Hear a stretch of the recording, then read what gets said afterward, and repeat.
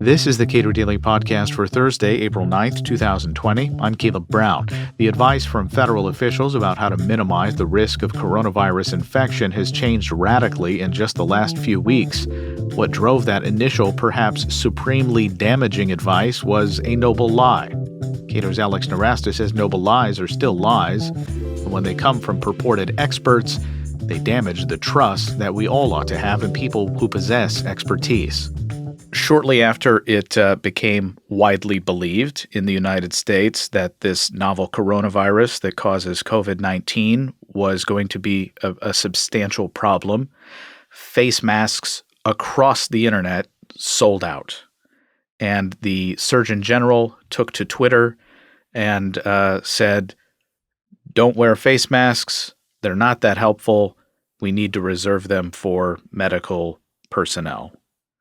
And since then, that advice has really fallen by the wayside. But there was almost 4 weeks when the official advice that Americans were getting from the government was very different than what it is right now. That's right. They reversed their initial recommendation. Now they're saying you should wear a face mask. They're sort of saying, wear a cloth face mask, maybe like a bandana or something else that you make. Preserve the N95 masks, these other more serious medical masks for medical personnel, but do cover your face. It does help. And that's quite a reversal. Jerome Adams in February said, don't buy face masks. The CDC for several years has had a recommendation on their website to not buy face masks. And recently, CDC officials have gone on to say not to.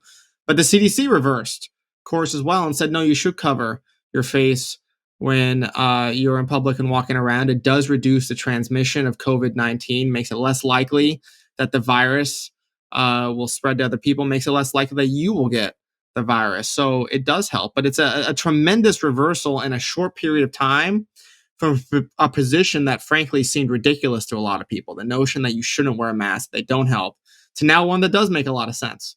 So it's about time that they sort of came around to what we all realized was the common sense approach.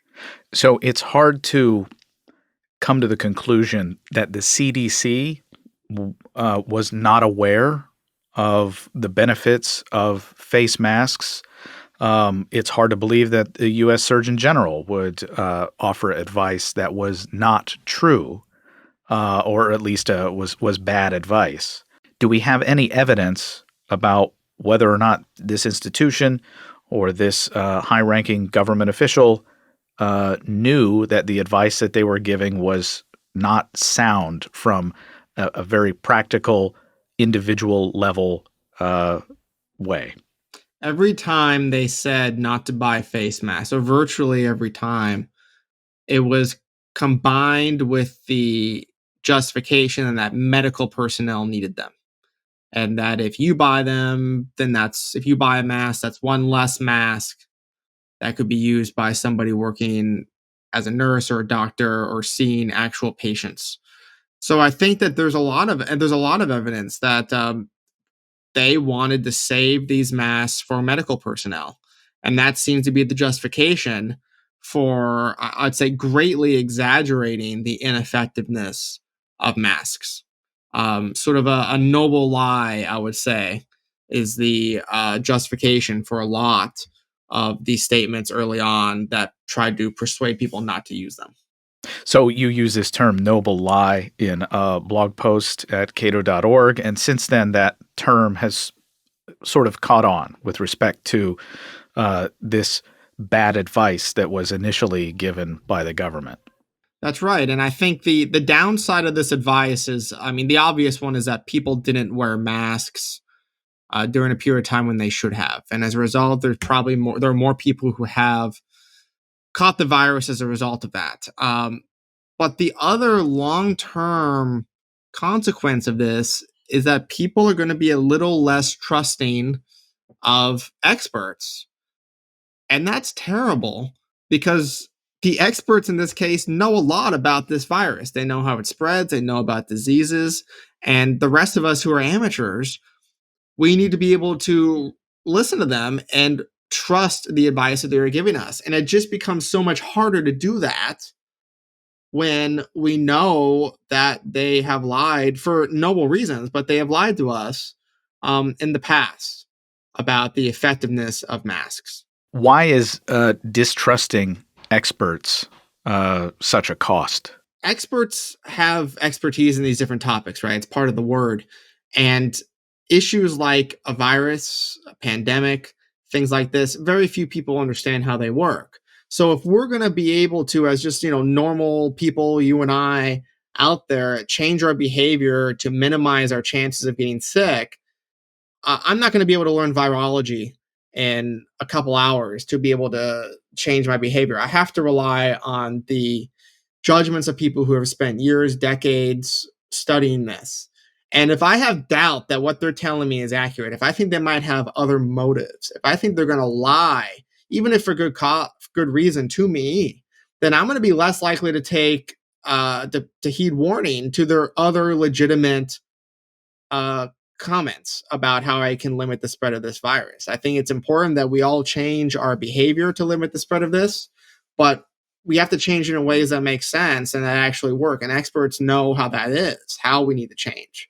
If we don't believe them because they lie to us or they selectively lie to us based on a cost-benefit analysis that they do in their own head, then that's going to lead to very substantial downside of the rest of us just aren't going to listen as much. We're not going to heed the warnings when we should. But we can't tell them when that is. So I think the optimum strategy for them, for experts, is to just always tell the truth, no matter what it is, be open with us. If they had said, listen, masks work, don't buy as many as you want because we need them for medical personnel, make your own out of a bandana. If they had said that 2 or 3 months ago, there'd be no problem here. But they weren't honest with us.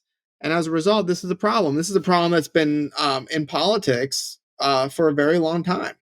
So what are some other examples of this that we've seen in the past? I think we see people say, in talking about immigration, for instance, which is the topic that I primarily work on, people will start saying, like immediately, oh, there's no, there's no downside to immigration. It's all gravy. It's all upside. The net benefits are enormous for immigration, but for everything, there's a downside. Nobody believes that.